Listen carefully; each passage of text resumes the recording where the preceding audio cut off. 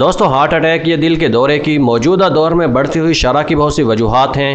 اس کی ایک بڑی وجہ غیر صحت مندانہ طرز زندگی اور نامناسب غذا کا بڑھتا ہوا استعمال ہے۔ ماہرین کے مطابق اکثر اوقات چند معمولی چیزیں بھی ہارٹ اٹیک کی وجہ بن جاتی ہیں، جن کے بارے میں جاننا بے حد ضروری ہے۔ نمبر 1، شدید غصہ۔ دوستو ایک تحقیق کے مطابق شدید غصے کے 2 گھنٹے بعد تک دل کے دورے کے خطرات 8 گنا تک بڑھ جاتے ہیں۔ غصہ آنے سے خون کی شریانوں پر سٹریس بڑھنے لگتا ہے، اس لیے ضروری ہے کہ پہلے تو ایسی صورتحال سے ہی بچا جائے کہ جس میں غصہ آئے۔ اگر غصہ آ بھی جائے تو کوشش کی جائے کہ سٹریس یا ذہنی دباؤ زیادہ نہ ہو۔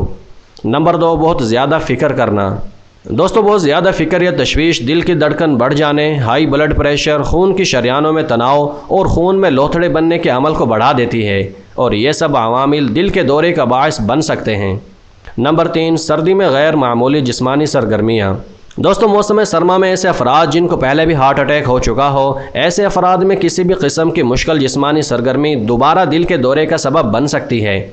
بلڈ پریشر، ہائی کولیسٹرول، تمباکو نوشی اور سست طرز زندگی کے عادی افراد کے لیے بھی سردی میں مشقت سے دل کے دورے کا خطرہ بڑھ جاتا ہے۔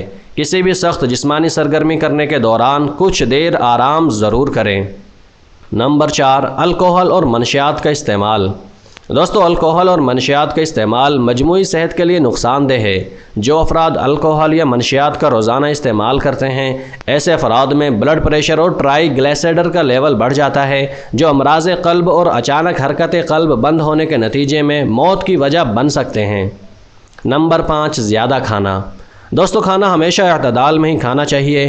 اپنی بھوک کے مطابق کھانا کھائیں، کیونکہ زیادہ کھانے کی صورت میں دل کی دھڑکن اور بلڈ پریشر بڑھ جاتا ہے، جبکہ کھانے میں شامل فیٹی ایسڈز خون میں شامل ہو جاتے ہیں اور انسولین کی شرح بڑھا دیتے ہیں، جو کہ دل کی شریانوں کو سکیڑ دیتی ہے اور ہارٹ اٹیک کا خطرہ بڑھ جاتا ہے۔ نمبر 6، غم زدہ ہونا۔ اپنے پیاروں سے جدا ہونے کی صورت میں ہمارا دل غم زدہ ہو جاتا ہے۔ ایسے افراد میں دل کے دورے کا خطرہ 21 گنا تک بڑھ جاتا ہے۔ امریکہ میں کی گئی تحقیق کے مطابق کسی پیارے کی موت کے بعد تناؤ، نیند کی کمی اور ادویات لینا بھول جانا بھی غم زدہ افراد میں ہارٹ اٹیک کا خطرہ بڑھا دیتا ہے۔